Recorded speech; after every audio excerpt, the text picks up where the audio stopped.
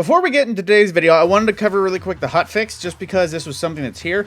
Now, they did adjust a few things with Wellspring, basically more so quality adjustments, people not getting pulled in the boss fight, people joining late would be stuck behind barriers, as well as an issue with the wizards and carried objects from the wizards sinking through the pillar, specifically for Wellspring attack. Savage Battlegrounds, they fixed an issue in the Cosmodrome that blocked players from picking up captured light, which would block progression. They adjusted an issue where Trials of Osiris mementos were not dropping when players claimed the first flawless chest of the week. And with weapons, this is what people are probably going to be mad about. Combatants will no longer be stun locked indefinitely when hit with the Glaive melee. The balance tweaks were made were firmly planted on fusion rifles, because, you know, another stability nerf for fusion rifles, because stop using fusion rifles, effectiveness reduced by 50%. Glaives now reach full charge after landing 4 successful projectile hits. I thought that was already implemented. I could have sworn. I guess not. And as well, armor suppressing glaive now consumes and requires 10% weapon energy when applying suppression with the glaive melee. So it won't always just suppress, you'll need a little bit of energy to actually get it going.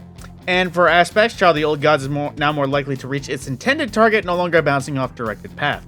We're still proud of the Child, even more than we were last week. Good job, Child.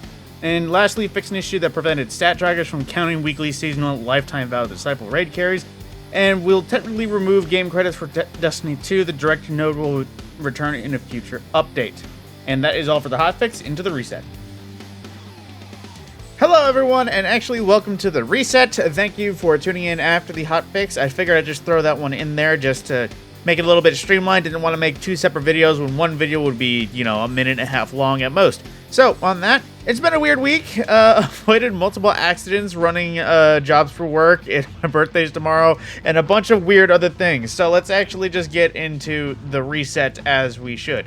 Now, going throughout the world, it is a brand new Nightfall as Birthplace of the Vile is up for its time in the light, which is going to be another Grandmaster we're going to have to do, which I can see it probably being quite hellish, given the boss is the Scorn Stalker type that likes to roam the entire boss fight, and the arena is quite small if I remember correctly. But if you want to take it on its highest difficulty with Empath for enhanced radar and increased melee damage, Overload, Unstoppable Champions, Equipment Lock, and Match Game, Attrition, which is always an annoying one, but never on Grandmaster, so you might not need to worry about that one. As well as Mob Champion, Shielded Foe of all 3 elements, because Scorn, Subtle Foes, where certain foes are stealthy when at a distance they become visible near a Guardian, and Acute Void Burn for 25% void damage dealt and 50% void damage taken. So, and I do believe, now I'm trusting Light.gg on this, it is currently 5 hours since reset. If they haven't adjusted this, what the hell are you doing on your site? But it is supposedly Silicon Nueroma again, the kinetic aggressive frame sniper, all the way back from the Pyramidian Nightfall strike. Now, on that same note, going into Gambit, nothing new in Gambit because it's still dead.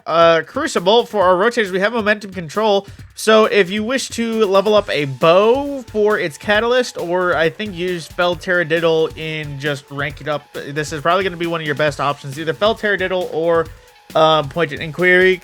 Although, if I remember correctly, High Impact's got nerfed in momentum control that they don't one-shot. So, you know. But into the Legends tab, it is for the Vault of Glass, I believe, Oracle Challenge. Yes, only Oracle for you, which is basically no Oracle can be broken twice by the same person, and it is recovery-focused armor. And if you do Oracle for you on Master, it does reward you with Time Lost Praetus Revenge. So, if you wish to do that, this week is now. Now, going throughout the world, checking in Eternity, just to keep it quick for... Oh, that's the wrong area. For the rotations for enemies, it is Hive Fallen with Valis to Auric, if you still wish to grind that one out. But going into the other places, Savathun's Throne World. Now, weekly mission. Let's see, Preservation is still a thing, the weekly mission. The weekly mission, I do believe, is the Ritual, which is the final mission of the Witch Queen campaign. So if you wish to fight Savathun in a higher difficulty, but not on Legend, for whatever difference that makes, it is definitely, you know, an option here. As well as just high stat Veritas armor being available from this, Ascendant Alloys and such things. Now, for the Wellspring, it is Defend today, which currently it is Father Sins, which if my usual arrangement is correct, that means that tomorrow, the 30th, my birthday, on Wednesday, it will be the reset of the rotation, which will be Come to Pass. Thursday will be Tarnation, the grenade launcher. Friday will be Fell Taradiddle the Bow. Then Saturday will be the Sniper again. Monday will be Come to Pass again. Wait, hang on. Let me start that over. Wednesday will be Come to Pass the Auto Rifle. Thursday will be Tarnation the Grenade Launcher. Friday will be Fell Taradiddle the Bow. Saturday will be the Sniper again. And Sunday will be Come to Pass. Monday will be Tarnation, which means that the reset next week will start with Fell Taradiddle, I do believe. Now, as long as I get that right, I will have something on screen in case I am just messing up my words, so there's something will be there. Now, that is pretty much everything. Like, now, oh wait, I forgot. There is always the seasonal challenges to hit beforehand. Now, for our most recent week, we have Legendary Psy-Operative 2, which is basically just complete the next level of Legendary Psy-Ops, which is available now. You know, I think I can cover that. That's something else I can add into the mix, is what Legendary Psy-Ops is available. Now, it is Cosmodrome, and Legendary comes with Fire Pit for defeated acolytes spawning fire pits, as well as Barrier and Unstoppable Champions, Equipment Lock, Match Game, with all 3 shields available. So, that's what you got for that. Keep in mind, I mentioned this would be co-op with matchmaking. I guess I misunderstood the fact that it said Fireteam 1 to 3 cooperative, just because, you know, I missed the fact that matchmaking was missing. So, if you want to do that, you will need to fire team up or just tackle it solo.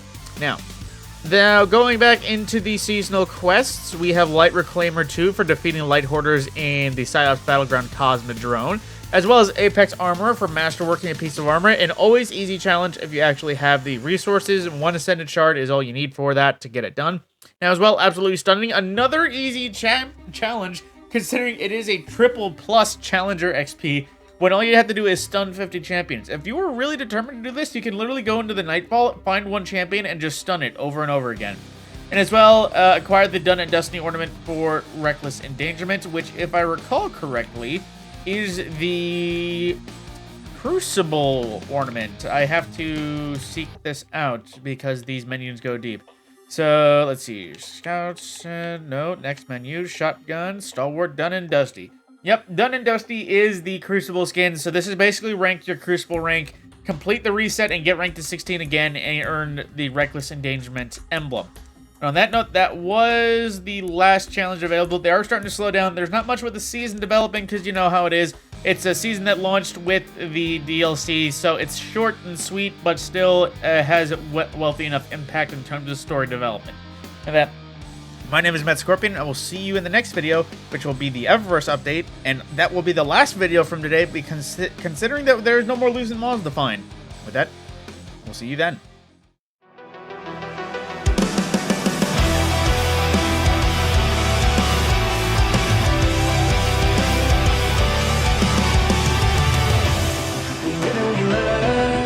We dream and we die. We stop being concerned, no chances keep on passing us by. We're looking up.